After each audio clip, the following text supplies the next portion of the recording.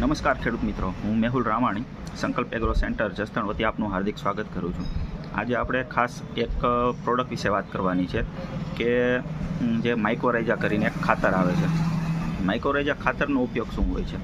આપણે જાણીએ છીએ કે આપણે DAP 12-32-16 પાયાના ખાતર તરીકે વર્ષોથી આપણે ઉપયોગ કરતા આવીએ છીએ અને કરીએ જ છીએ. તો જે છોડની જે જરૂરિયાત હોય છે એ જરૂરિયાત પ્રમાણે છોડ એ ખોરાક તો લઈ લે છે DAP અને 12-32-16 કે જે આપણે પાયાના ખાતર વાપરીએ છીએ એમાંથી. પણ જેટલું આપણે નાખીએ છીએ કે વીકે 20 કિલો લેખે આપણે DAP ને એવું નાખતા હોઈએ છીએ તો પૂરેપૂરો છોડ આપણો લઈ શકતો નથી. જેટલા એના મૂળનો વિકાસ હોય, જેટલા છોડને જરૂર હોય એ પ્રમાણમાં છોડ ખાતર લેતો હોય છે અને બાકીનું જે ખાતર હોય છે એ જમીનમાં એમને અલભ્ય સ્વરૂપમાં પડ્યું રહેતું હોય છે. એટલે કે વધુ વરસાદ થતો હોય તો જમીનમાં લીચ આઉટ થઈ જતું હોય છે અથવા પાણી આરે તાણે વહી જતું હોય છે.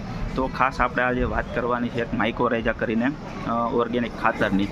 એ એક બેક્ટેરિયલ ખાતર છે જે 5 કિલો 4 કિલો પર એકરના ડોઝથી આપણે વાપરવામાં આવતું હોય છે.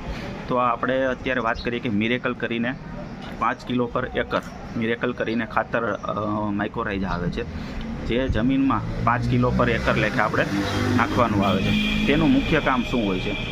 તેનું મુખ્ય કામ એ છે કે જમીનમાં આપણે વર્ષોથી DAP 12-32-16 20-20-73 કે જે આ પાયાના ખાતર વાપરીએ છીએ તેની સાથે 2.5 વીઘે એક બેગ એટલે કે 5 કિલોની એક બેગ નાખવાની હોય છે. તે મુખ્યત્વે કામ શું કરે છે કે આપણે જે DAP 12-32-16 જે પણ ખાતર પાયામાં નાખ્યા અને બીજા જે સૂક્ષ્મ તત્વો જે જમીનમાં પડ્યા છે, છાણિયું ખાતર નાખ્યું હોય કે બીજા તત્વો આપણે જે ઝીંક નાખતા હોય, બોરોન નાખતા હોય, જે જમીનમાં આપણે નાખતા હોય, તે બધા જે તત્વો જમીનમાં છે તે અલભ્ય સ્વરૂપમાં હોય છે. અલભ્ય સ્વરૂપ એટલે કે આપણે જેમ ઘઉં આપણે લઈ આવી માર્કેટમાંથી, ઘઉં લઈ આવ્યા, ઘઉંને આપણે દળવા પડે, દળવાથી એને લોટ બાંધવાનો, લોટ બાંધીને એને રોટલીના સ્વરૂપમાં આપણે ફેરવવા પડે. એ રીતે આપણે ખોરાક થયો. આપણે ડાયરેક્ટ ઘઉં ખાતા નથી, ઘઉંની જગ્યાએ આપણે રોટલી બનાવીને રોટલી ખાઈ છે. એ જ રીતે માઇકોરાઇઝા જે છે એ જમીનમાં નાખવાથી જમીનમાં જે અલભ્ય સ્વરૂપમાં રહેલા તત્વો છે એને ઘઉંમાંથી રોટલી બનાવીને છોડમાં સીધા સ્વરૂપે ચડાવવાનું કામ કરે છે.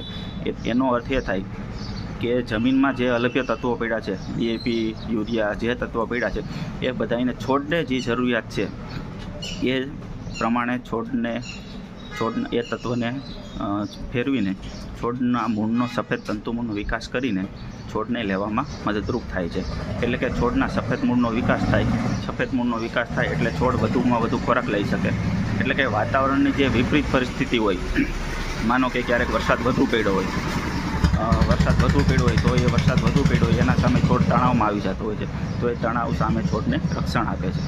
અને બીજી વસ્તુ કે ક્યારેક વાતાવરણ એવું હોય, આપણે વાવેતર કરી દીધું હોય ને પછી છોડ ઉગી ગયો પણ વરસાદ પાછળ ખેંચાતો હોય છે, તો વરસાદ ખેંચાણ હોય તો એ પરિસ્થિતિમાં છોડને મૂળનો સારો એવો વિકાસ કરીને છોડને એ પાણીની અપૂર્તિ હોય ત્યારે એ અપૂર્તિમાંથી છોડને બચાવે છે, એટલે કે લાંબા સમય સુધી ઊભો રાખે છે.